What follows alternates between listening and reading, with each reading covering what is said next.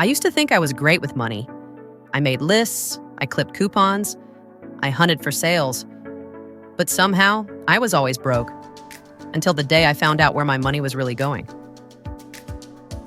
The sound of the scanner beeped over and over, rhythmic and relentless.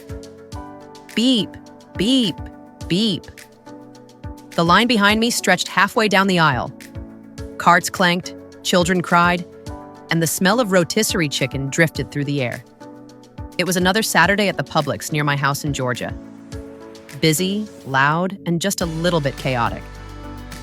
I stood there pushing my overflowing cart forward with one hand while my youngest Emma tugged on my sleeve. My older son Jack was sitting inside the cart, swinging his legs, playing with a pack of cereal I'd just said yes to. The cart was packed. Paper towels, snacks, fresh fruit, frozen dinners, a couple of candles I didn't need but thought might make the house smell happier. The cashier smiled as she started scanning. "Did you find everything okay today, ma'am?" "Yeah," I said with a tired smile. The total popped up on the screen. $287.46. I swallowed. My smile faded for a second, then came back automatically. I inserted my card and hit credit. Inside, a small voice whispered, "How did it get this high again?" But I brushed it away. After all, I told myself, groceries are expensive these days. Kids need snacks. Life's just costly. Still, that number, $287.46, clung to me the entire drive home. That woman in the grocery store line. That's me. I'm Chloe, 35 years old, a stay-at-home mom of 2 from Savannah, Georgia. My husband Matthew works full-time as a mechanic. He's honest, hardworking, and always comes home smelling faintly of oil and sweat. He doesn't say much about money, not because he doesn't care, but because he trusts me with it. I handle the bills, the groceries, the kids' clothes, the birthdays, the school trips, all of it. I've always thought that being the one in charge of the household made me responsible. Organized, smart, but somewhere between those late-night Amazon orders and the endless grocery runs, I started realizing something wasn't right. I wasn't saving. Every month I'd look at our account and it was empty. No big purchases, no vacations, no fancy handbags, it's just an invisible leak. I used to think, I'm careful, I'm not wasteful, but numbers don't lie. It wasn't one big moment, more like a slow dawn. One afternoon, I sat down at the kitchen table with my laptop.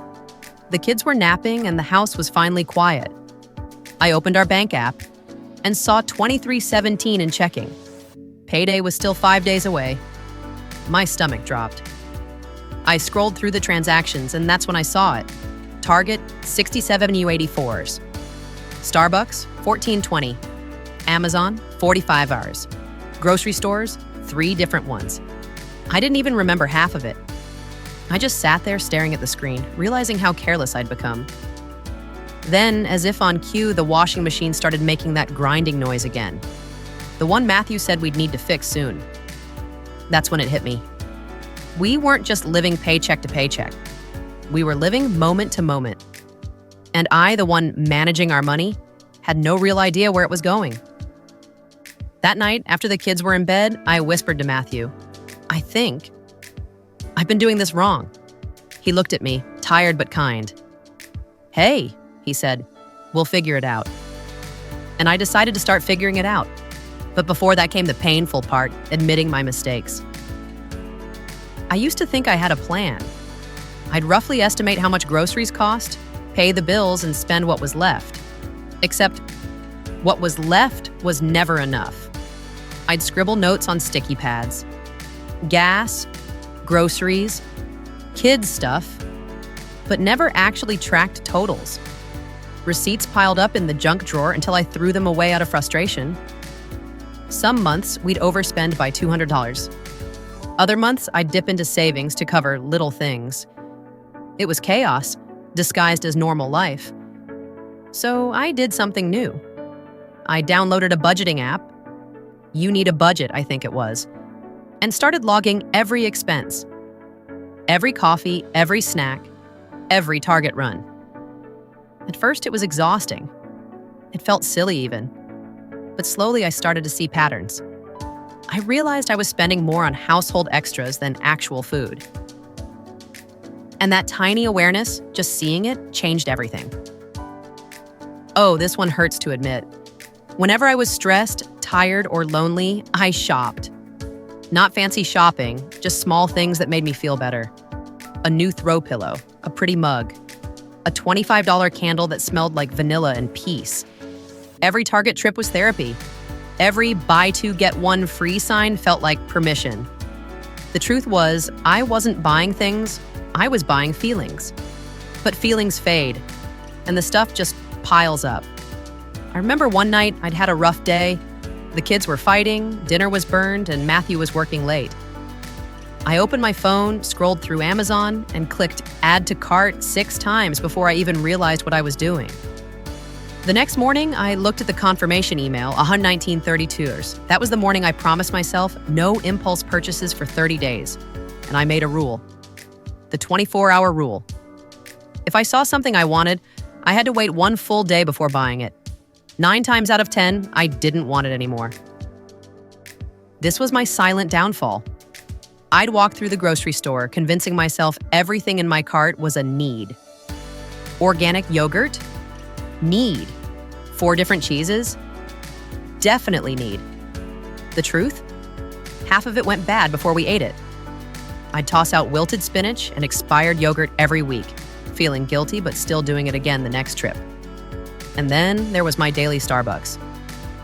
It's only $6, I'd tell myself. Except $6 every morning turns into $100 a month, enough to cover our internet and phone bills combined. I'd also order pizza twice a week because I deserve a break. And yes, maybe I did deserve a break, but my budget didn't deserve that hit. So I started making lists, 2 columns, must have and nice to have. Milk, diapers, bread, must have. Candle, wine, takeout, nice to have. Writing it down didn't just save money, it forced me to be honest with myself. The universe doesn't care if your budget is fragile. One morning, I went to start the car. Nothing. Dead battery. 2 weeks later, the washing machine broke. Suddenly, my fragile little system collapsed. I had to pull from our already thin checking account, which meant more stress, more guilt, and another lecture to myself that began with, next time. But next time always came. That's when I finally learned about the emergency fund. I read somewhere that you should have at least 3 months of expenses saved. At first, that felt impossible. But I started small, $10 here, $20 there. It took months, but slowly I built it up to $1,000. The first time something broke, the car again, I paid for it without panic. That feeling of control, worth every sacrifice. For years, I told myself, I'm just a stay-at-home mom. Matthew earns the money. I just make sure it gets spent right. But the truth is, I didn't understand half of what I was managing. I didn't know how credit worked. I didn't understand interest rates or the power of compound savings. I ignored it all like a child covering her ears. Until one day, I decided to learn. I started watching personal finance videos on YouTube, reading blogs, even taking a free online course about budgeting and investing. The more I learned, the more confident I felt. I wasn't just keeping the house running. I was managing a small economy. I started a simple spreadsheet to track expenses and savings goals. I learned how to compare prices, how to cancel unnecessary subscriptions, how to use cashback rewards smartly. It wasn't glamorous, but it was empowering. One evening, I was sitting at the kitchen table, the same table where I once stared at our empty account, and I looked at my new budget sheet. Every dollar had a purpose. Every bill had a plan. For the first time, I felt in control. Matthew walked in, kissed me on the forehead, and said, "You look proud of something." I laughed. "Yeah," I said, "I finally know where our money goes." That night, after putting the kids to bed, I opened my old journal, the one where I used to write down random grocery lists and goals. And I wrote, "Money doesn't disappear. It just goes where you tell it to go." For years, I let mine run wild. Now I'm learning to lead it. And that's the truth. Money wasn't the problem. My habits were. Once I changed those, everything changed. If you're a mom like me, tired, overwhelmed, doing your best to keep your family afloat, I want to tell you this. You don't have to be perfect. You just have to be aware. Managing money isn't about pinching every penny or feeling guilty about a coffee. It's about understanding your choices, where your money goes, your energy follows. Make it work for your family, not against it. I still slip up sometimes. I still buy things I don't need. But now I see it, I adjust, and I move on. Because I finally get it. Money doesn't define my worth, but the way I manage it shapes my peace. A few weeks ago, I went back to that same grocery store. The same fluorescent lights, the same long lines. The cart was smaller this time, just what we needed. When the cashier read the total, $146 to $29, I smiled, really smiled. Not because it was cheap, but because it was intentional. As I pushed the cart toward the exit, Emma tugged on my hand and asked, "Mommy, are we rich now?" I laughed softly and said, "Not yet, baby, but we're getting smarter." And maybe that's the richest I've ever felt. What about you? Have you ever found yourself wondering, where did all my money go? Share your story in the comments below. I'd love to read and learn from your experiences.